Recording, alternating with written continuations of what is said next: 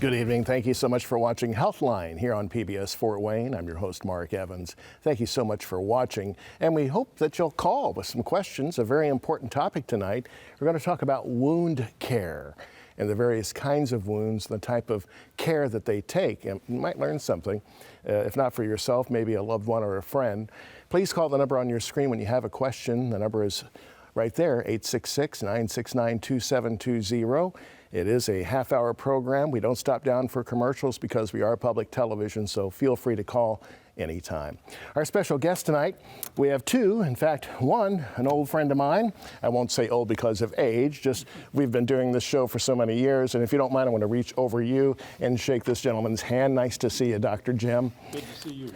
Dr. James Edlund, and around here we do call him Dr. Jim. He's been a friend of ours for many, many years on HealthLine, a former colorectal surgeon, but now, after his retirement, has gone into wound care specialty, and we're going to hear all about that in just a second. And the lovely lady next to me is Brooke Randol. She is a clinical nurse specialist, and this is your first time on the program. It's a piece of cake. You'll do great. So nice to have you.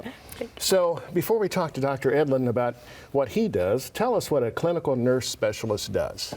Yeah, so I'm a clinical nurse specialist, which is an advanced practice registered nurse, one of 4 different recognized in Indiana. And my focus is really on wound care patients, ensuring that they get what they need, meaning that the hospital has systems in place to ensure that they get the right things. Also that the nurses feel comfortable treating wounds and that we are doing evidence-based practice. And how are you paralleled against a nurse practitioner? Are you about the same as far as education, or maybe even more? So our education is very similar. We take pharmacology, advanced assessment. Our clinical hours are a little bit different, and for a clinical nurse specialist, you focus on a specialty population. So mine is wound care. There are also clinical nurse specialists in cardiovascular that work with the heart, those that work in the ICUs within the hospital. So I am fortunate to be in a provider role, so I'm able to see patients just like a nurse practitioner would. Okay, very good.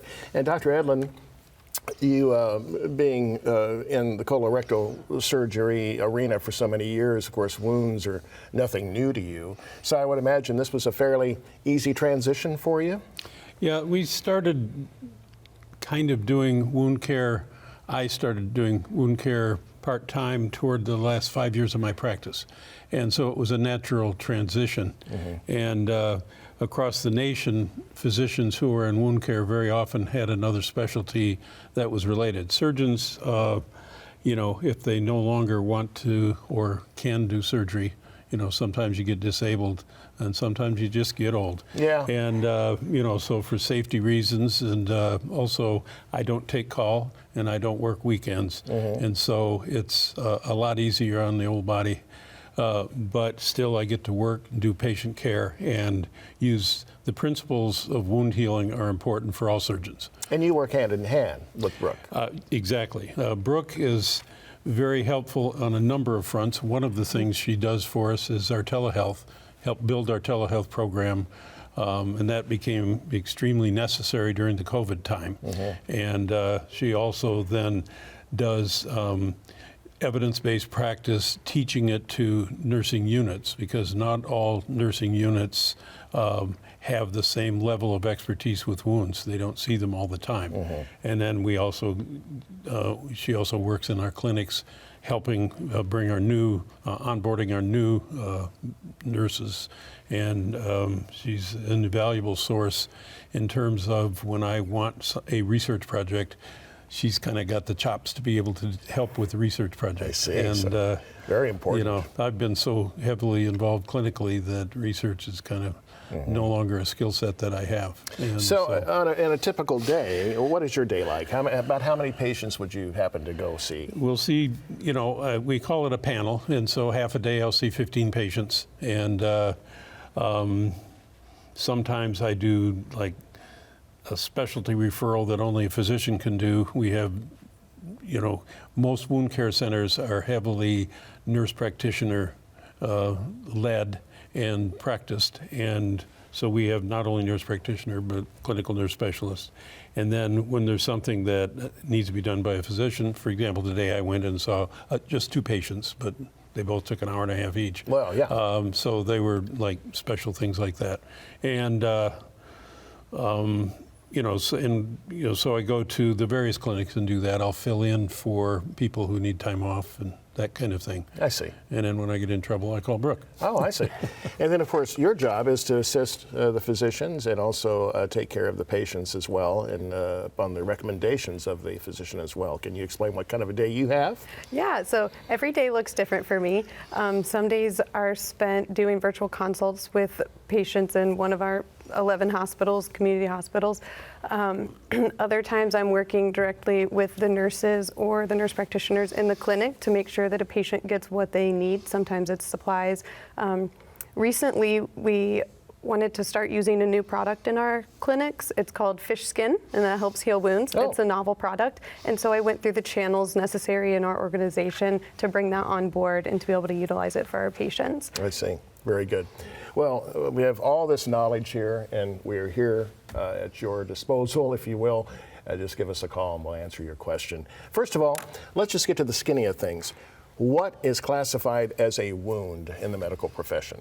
So we have brought some slides. Okay, very good. We It's love hard, slides. Yeah, so a wound is a disruption in the integrity and function of tissues in the body. If we go to the second slide, I can.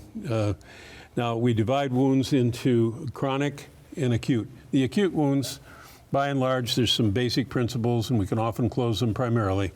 I think if you look back to the historical things in the Civil War, they didn't close wounds. They didn't, by and large, because wounds would get infected if they did. So our wounds are not closed, nor are they closable. So we have to employ strategies to get the wounds to close. So that's basically what we do. If we'd have the next slide. Clinical practice is because most people in a busy practice might see one wound a week in a primary care or internal medicine practice. We can see these patients weekly and give them the attention they need. And there's a host of things that are required to manage a wound. Nobody normal gets a chronic wound. There's always some problem. And it involves coordination of care among multiple specialties and multiple community resources. I'd like Brooke then to talk a little bit about the coordination of care that she really is very helpful with. Okay, and before you go into that, Brooke, what kind of wounds are we talking about? Are they surgical wounds? Are they gunshot wounds? What kind of wounds are the majority of wounds we see are diabetic wounds or due to venous, what we call venous insufficiency, venous leg wounds. Okay. And we see, you've been out and seen people with the varicose? the varicose veins. As those go on, they get worse. When you get injured, bark your shin, slam it in the car door, get a bee sting, get a spider bite, hit it with a chainsaw. Oh. These are things that happen. The wound won't heal if you have venous insufficiency. The blood gets down there and won't go back. Another thing that happens is the blood might not get down there, and then the wound won't heal. So the arterial supply is important, just the same as you get arterial supply problems to your heart, and it's the leading cause of death in the United States. Blood supply to your legs is often compromised. In a wound, one of the things about arterial insufficiency is the wound won't heal. One of the things about venous insufficiency is the wound won't heal. Sometimes they'll have a cancer taken off and there's a wound and it won't heal. And then so that's where we come in. We come in and take care of the wounds. And we're going to talk about the various ways a wound could be treated. Yes, and then the treatment of the wound implies that you also identify the various risk factors. The diabetes is a huge thing for our wounds. Our diabetic foot ulcers are huge. Uh-huh. People with diabetes lose the ability to feel a sore, so they don't limp. And you get a sore on the bottom of your foot, you don't know it. You get a Lego in the bottom of your foot, you don't know it. Oh, my. And, these are things I've seen. Jacks are another really dangerous thing. My. and they get embedded in there, and they don't know it because their feet are numb. About half of all diabetics, in just 38 million diabetics in the United States, Wow. Adults, and so about half of them will have some level of what is known as neuropathy. And so neuropathy leads to wounds, which can lead to ulcers, which can then lead to infection, and the infection can get into the bone, and you can lose your leg.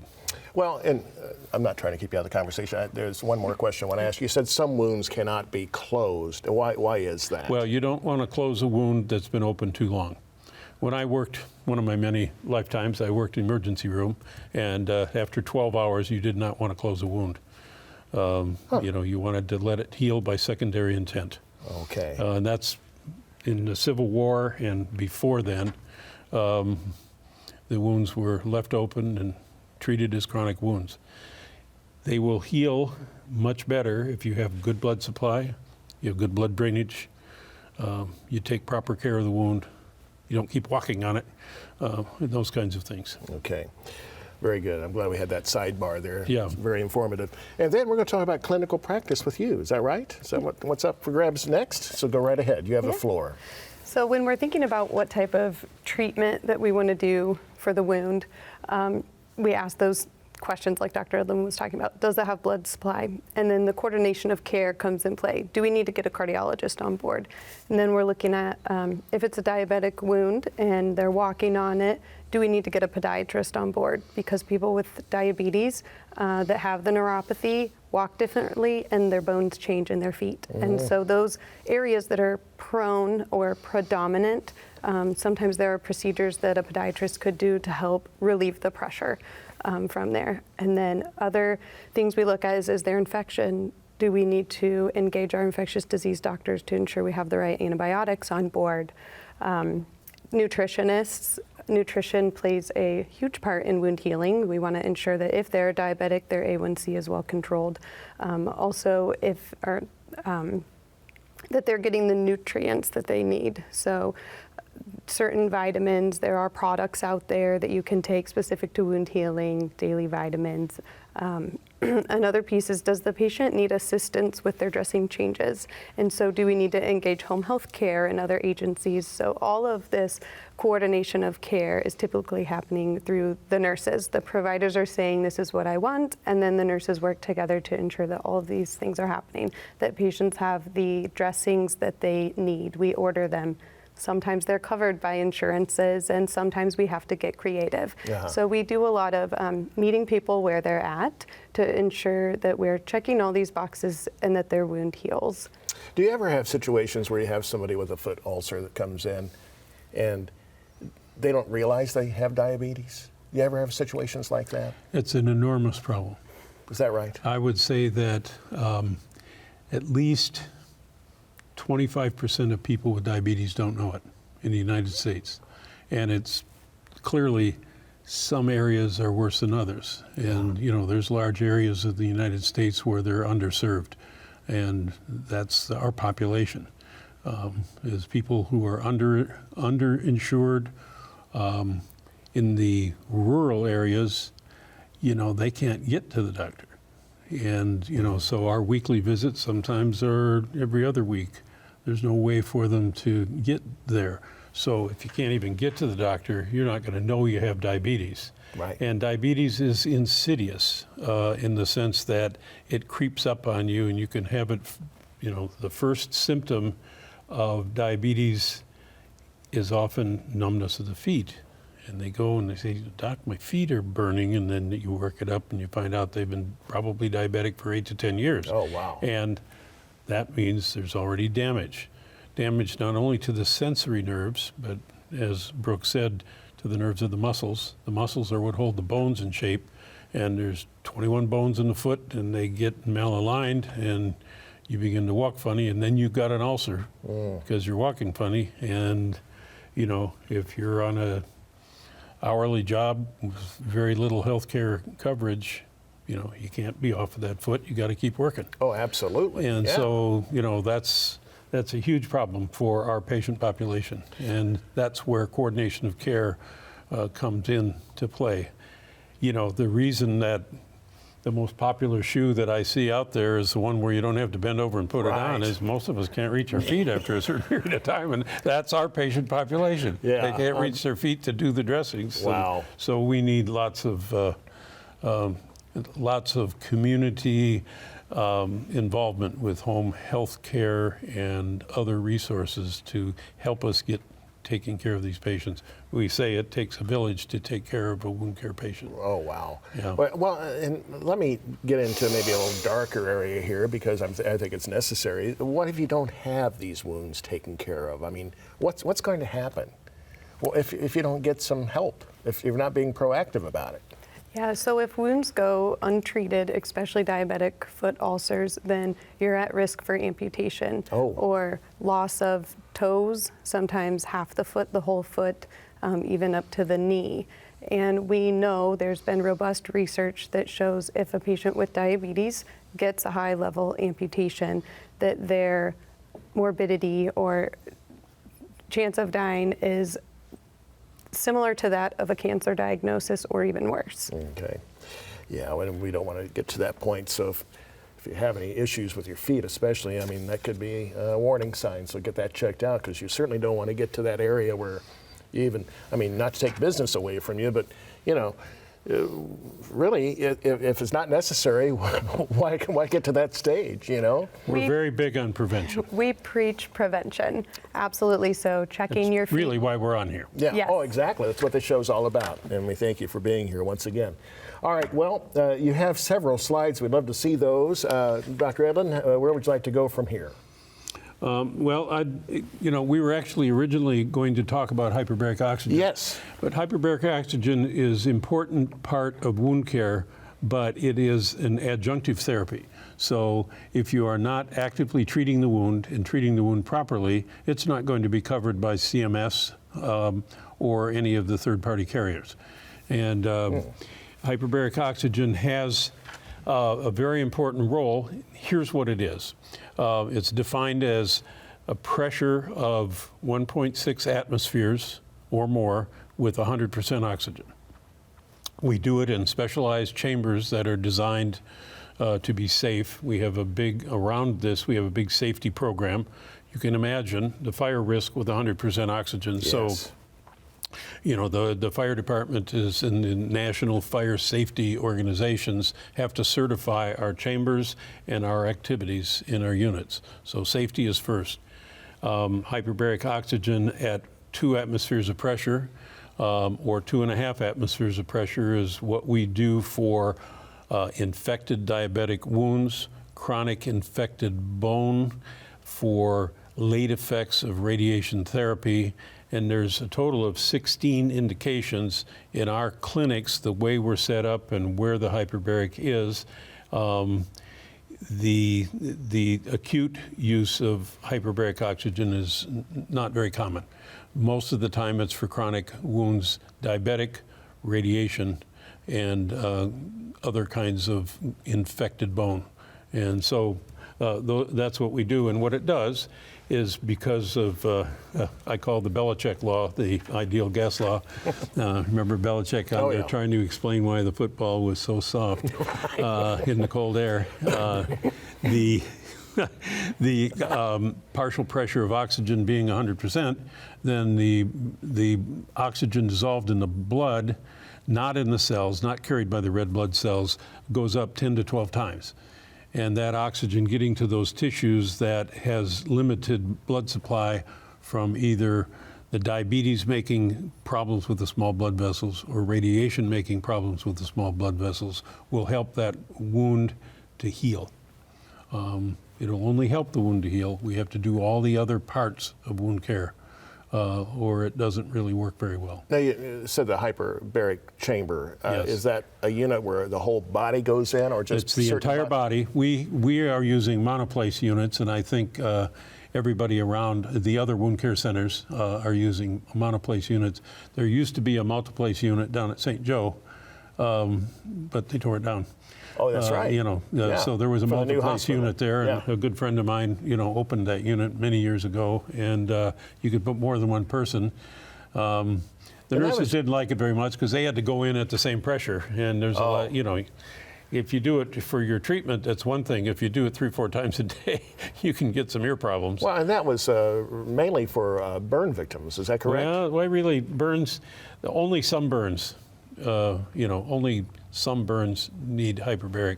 Burns is not a big part of hyperbaric. It is, for example, if they're in a closed space, they have carbon monoxide poisoning. You know, carbon monoxide toxicity is one of the indications for hyperbaric oxygen in a burn victim.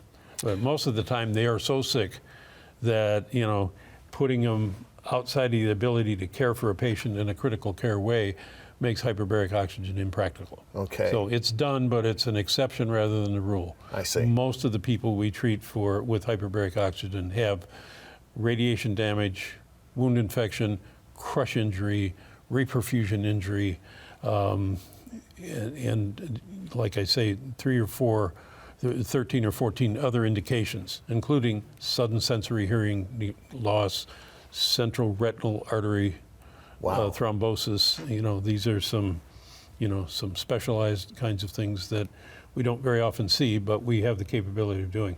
All right. Well, it looks like we have a call on line 3. And is it Coy? Hello, Coy. You have a question? Go ahead. Yep. Yeah, so I just had a question when it came to the diabetic stuff that you guys were talking about. So when it comes to if somebody didn't know they were diabetic and for years, per se, and when they finally find out they're diabetic, is the damage that is done, say if the person's feet were hurting for years and they didn't realize that it was from diabetes, or say the tips of their fingers or anything like that was numb for years and they didn't know it, is that damage permanent, or is that something that you guys look at when you guys are looking at patients to kind of get that back to normal, or is it just it's done and over with? That's an excellent question. It really is. I don't know the answer as to reversible. We can stop it. We can stop it progressing. And here's what I mean by that. There are nerves to the muscles. There are nerves to the sweat glands and the sebum glands, and nerves to the sensory, and the getting the diabetes under control, lowering what we call the A1C, which is the amount of glucose that's stuck to your red blood cells. That's the thing that seems to do the damage. We can stop the damage to the tendons by getting it under control and keep it from progressing. I don't think tendons will grow back, and I don't think nerves will grow back. But it's important to stop it in its tracks as soon as you can. So that's really the reason we're on here, is to, you know, help people do prevention of wound care. And that's exactly right. And we have about, 3-4 minutes left in the program. And Brooke, I would love for you to explain and go into the fact that prevention is the key. How can we stay out of wound care units? You know, what's the main key, or keys, I should say? Yeah, so we've talked about two, but there's another type of injury that we commonly see too, and that's a pressure injury. So for pressure injuries, we want to make sure that you're moving around, you're never sitting in the same place for too long, changing your body position. For diabetic wounds, like we've discussed, really inspecting your feet, getting a mirror, keeping your blood sugars under control. And then for the venous leg ulcers, like we talked about, you see a lot of times with swollen legs. We say some compression is better than no compression. So if you can purchase over-the-counter socks to help keep that swelling down, elevate your legs. A lot of times this is recurrent, and it's a symptom of other things that are going on, like congestive heart failure. So monitoring your weight, and if you notice that you're starting to retain or gain, or your pants are tight, getting a hold of your primary care doctor before they get so swollen that the skin stretches so far that it blisters, and then you end up getting a venous leg ulcer and having to come and see us. And once you've had one, your rate of recurrence is much higher. So compression for swollen legs, inspecting your feet if you're diabetic, and ensuring you're moving around to prevent pressure injuries. Okay, very good. We have about 30 seconds left. Wesley is wanting to ask a question, if we can answer this quickly. Can the wound clinic treat burns when there is no burn center nearby. Okay. So this has been a big problem for us because the burn center suddenly closed here in town. It's been here since I got here. Okay. And so what we have done, there's an American Burn Association guidelines for the treatment of burns. So we look at we'll see somebody and we'll triage them and get them. Usually we send them down to Eskenazi. Some people can't get there, and Eskenazi will help us. And Brooke is, along with a couple of our nurse practitioners who used to work in the burn center, help us with that. So you We're do not have the resources. advertising for burn care, but we provide it because we have to. Okay. And so we get them to where they need to go, following strict American Burn Association guidelines. All right. Sorry, we ran out of time. We can talk about this for another hour or so, but Dr. James Edlund, wound care specialist, and Brooke Randol, clinical nurse specialist, thank you so much for being here tonight. Very informative. Thank you for watching. Thank you for your calls. Good night and good health.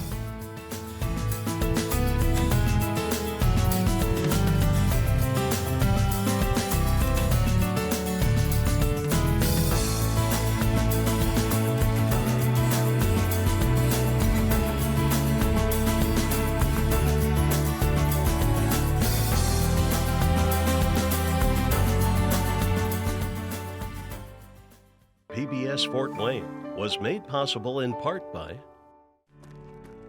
Momentum, progress, innovation. Parkview Health knows standing still isn't an option. We must learn, grow, excel, and actively work to advance healthcare for our community and beyond. With technologies that improve access to care and teams of specialized providers, we are moving healthcare forward. Right here at Parkview Health.